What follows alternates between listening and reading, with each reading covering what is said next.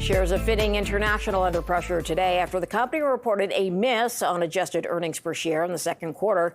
Here to give us some perspective is Maxim Sytchev, Managing Director of Research in Industrial Products at National Bank Financial. Thanks for coming in. My pleasure. Stock was down sort of 9% last time I looked. Investors didn't like that drop in revenue. What factored into the lighter demand for equipment? Yeah, so there's a bit of a handoff dynamic where used equipment was extremely strong last year.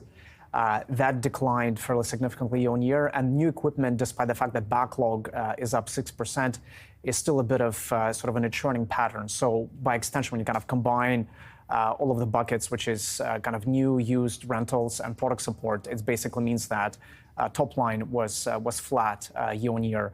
And to be honest, I think investors were more disappointed around the fact that when the stock moved so much on a year-to-date basis, and earnings revisions were only up like 6% and shares were up like 69 before the quarter, that's the delta that people are trying to triangulate. Like, was it good enough?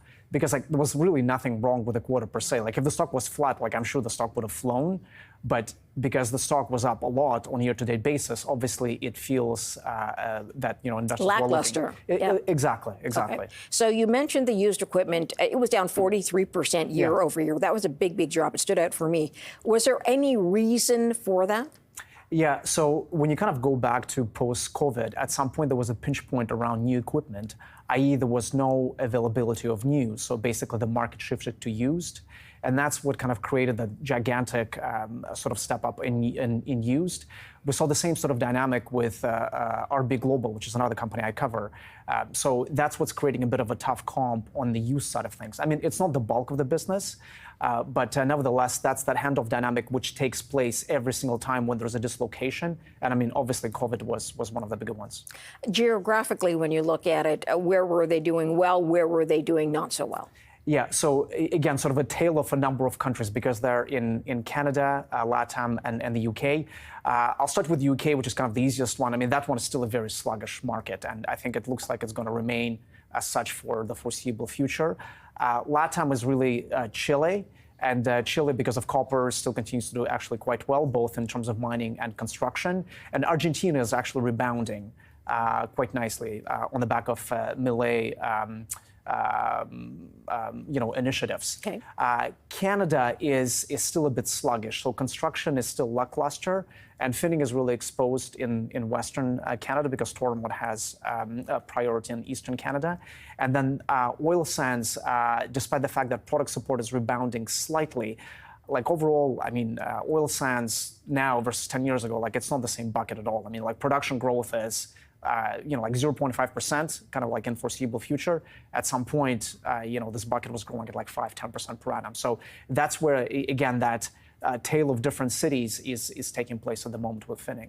Do you expect things to pick up for the company, considering the build-out and the policies of the new government, which wants to invest in specifically energy infrastructure? Yeah, for sure. And I mean, the question is timing. There's a lot of press releases. People want to invest more, streamline permitting processes, yeah, etc. But those deals take time. But that will take years, from my perspective. I mean, that's actually what Kevin Parks, the CEO of Finning, echoed the same sentiment during the conference call, that yes, there is the desire to sort of do things faster, better on a grander scale. And I mean, certainly LNG looks like the second train will go ahead, etc., which is great.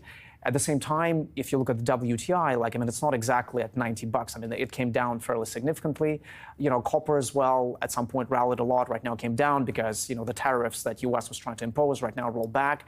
And actually, when you kind of do the correlation analysis, the current share price actually kind of implies based on what the spot pricing is telling you, i.e. there's no real dislocation, which, like we were pretty tactical on this name over the last couple of years.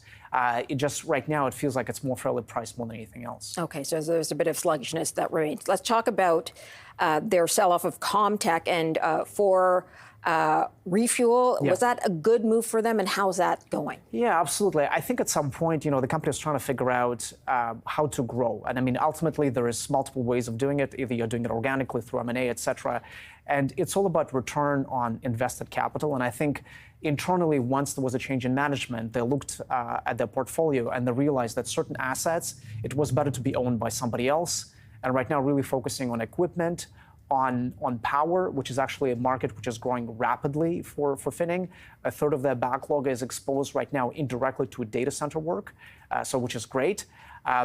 So it's more around the portfolio composition, which ultimately allowed the company to delever and also buy back stock as a result. Okay, so is that something that they can look forward to? Is those data build-outs that they can take a part in?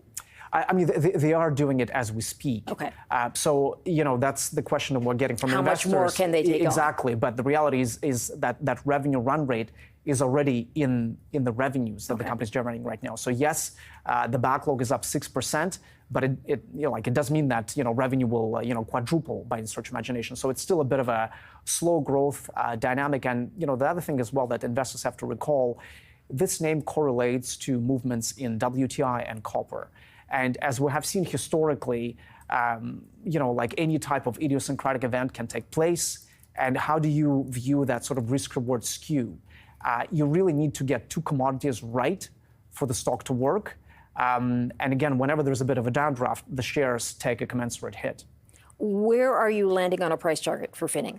Yeah, so we're at $58. So the stock has come down. As I mentioned, we have been tactical on this name. We're very bullish when the stock was at 36, and we downgraded it in May of this year.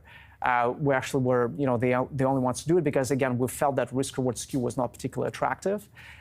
It feels like right now it's getting into more sort of a fair value territory. We're still waiting for a bit of a better entry point, and we'll see what's going to happen with tariffs. I mean, you're one tweet away from the market correcting by 15%, and for me that's really the entry point that I'm looking for to have a better risk return profile from this name.